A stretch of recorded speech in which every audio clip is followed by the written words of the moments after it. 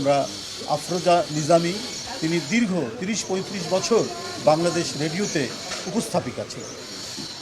তার সকাল থেকে তার কণ্ঠস্বরে অনেকে জেগে উঠত, অনেকে বাংলাদেশের যে খবরাখবর সংবাদ তার কণ্ঠ থেকে মানুষ পেত।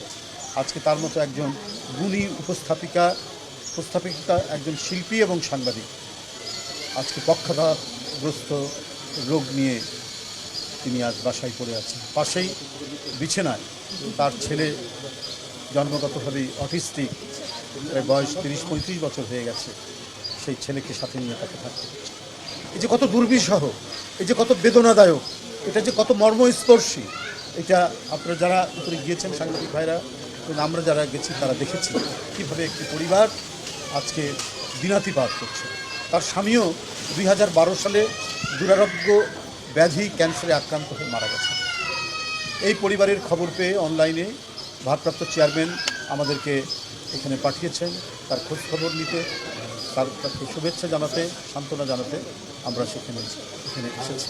এসে আমরা এই পরিস্থিতি দেখেছি।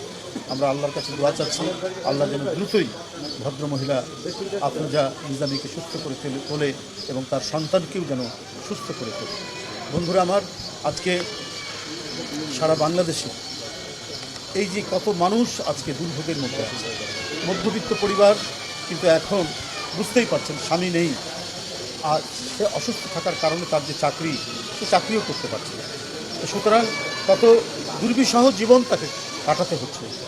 অথচ সেটি দেখার এবং রাষ্ট্রের যে দায়িত্ব, সেই দায়িত্ব পালনের আসলে কোনো উদ্যোগ আজ পর্যন্ত স্বাধীনতার পর থেকে এখন পর্যন্ত এইরকম পরিবারের পাশে এসে দাঁড়ানো বা সহযোগিতা করা, সেটা আমরা দেখিনি। রাষ্ট্র সেই সমস্ত সেবামূলক কাজের যে একটা প্রস্তুতি থাকবে, সেই প্রস্তুতি আজও সম্পন্ন হয়। তো এগুলো হওয়া উচিত। রাষ্ট্র যদি তার নাগরিককে সর্বোচ্চ সুস্থতা না দিতে পারে, সর্বোচ্চ তার পাশে এসে না দিতে পারে, সেবা না দিতে পারে, তাহলে তো সেটি একটি আর্টিকুলেট রাষ্ট্র না, সেটি একটি সমাজ কল্যাণ।